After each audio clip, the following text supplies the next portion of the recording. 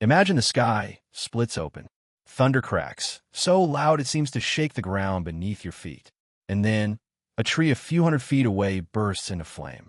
For nearly every animal on the savanna, this is the moment to run. Fire means death.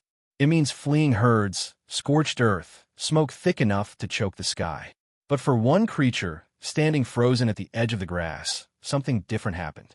Instead of running away, they started walking toward it. That single decision, made by countless individuals over hundreds of thousands of years, may be the most consequential choice in the entire story of human evolution. For most of Earth's history, fire belonged to nature alone. It came from lightning strikes, from volcanic activity, from the occasional spontaneous combustion of dry peat. Every other species treated it purely as a threat. But somewhere in Africa, hundreds of thousands of years ago, early humans began to see it differently. The evidence for this shift comes from one of the most remarkable archaeological sites on Earth. At Wonderwerk Cave in South Africa, researcher Francesco Berna and his team examined ash deposits and burned bone fragments buried deep in the cave floor. Their analysis, published in 2012, showed signs of controlled burning dating back roughly 1 million years, making it one of the earliest known examples of hominins associating with fire, deep inside a cave where a wildfire could never have naturally spread. But finding fire is one thing. Keeping it alive is another challenge entirely. Picture the scene. A lightning strike ignites a lone acacia tree. The flames are already dying by the time anyone approaches, most of the fuel consumed, embers glowing weak and orange.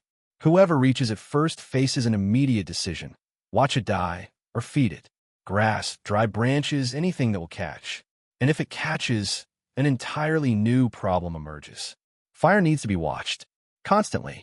It needs fuel added at the right pace, protection from wind, protection from rain. It needs someone awake through the night, feeding small pieces of wood into the coals, making sure the flame outlives the person tending it. This is where fire stopped being a lucky accident and became something closer to a relationship. Archaeologist Nama Goran-Inbar led excavations at Gesher, Benot in Israel, a site along the Jordan River where her team uncovered burned flint and wood fragments cluster together in ways that don't happen naturally. Her research, published in the journal Science, dated this evidence to around 790,000 years ago and suggested something remarkable. This wasn't a single fire that happened to occur near a hominin settlement. This looked like fire being maintained in the same spot again and again over time. Now think about what that actually required. It meant someone had to understand that fire dies without fuel. It meant recognizing that flame could be carried on a burning branch from one location to another, keeping an ember alive through a river crossing or a long walk between camps. It meant organizing a task among a group, likely rotating the responsibility of feeding the fire through the night, a job that couldn't be abandoned even for sleep. This single technology reshaped nearly everything about how early humans lived. Fire pushed back the night, extending the hours a group could stay active and social after sunset. It kept large predators at a distance, since almost no animal willingly approaches flame. And it transformed food itself. Primatologist Richard Wrangham has spent decades studying this connection, arguing in his research that cooking fundamentally altered human evolution. Cooked food is dramatically easier to digest than raw food.